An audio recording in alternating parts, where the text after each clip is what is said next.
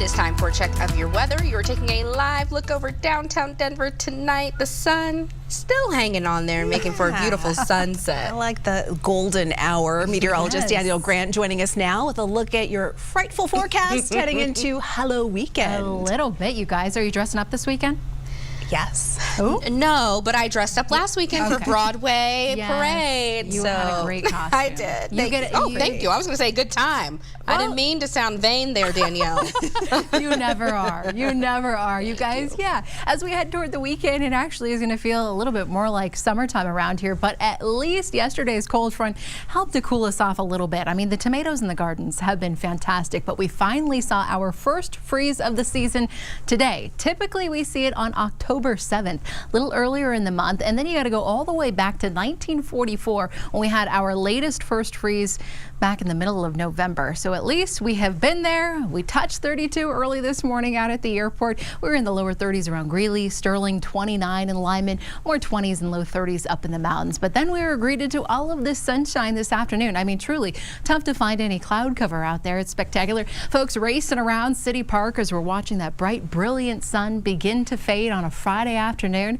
It's been a pretty nice week. 61, that's our average, and today a little closer to that, a little, but still above average in the mid 60s. And then looking ahead toward the weekend, we'll be talking about potentially record-setting heat around here.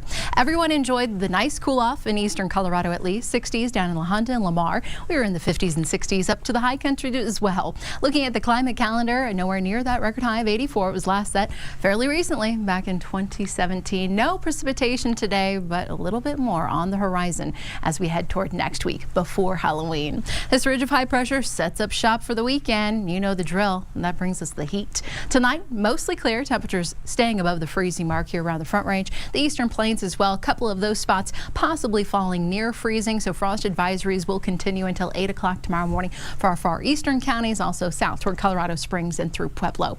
Looking at the futurecast, overnight is beautiful, and then by morning we'll be watching for a few clouds drifting in. Out to the western slope, they just zip right across the state. By 5 o'clock, they are long gone, and we are once again looking at a stunning sunset for us.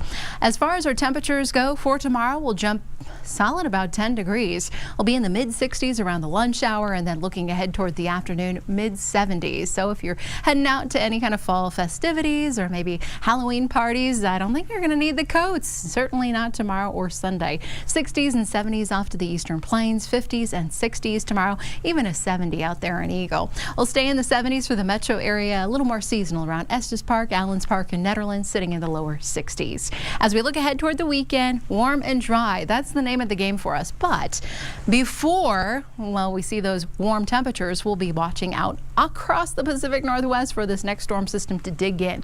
By about Tuesday, strong cold front races across the state. That drops our temperatures.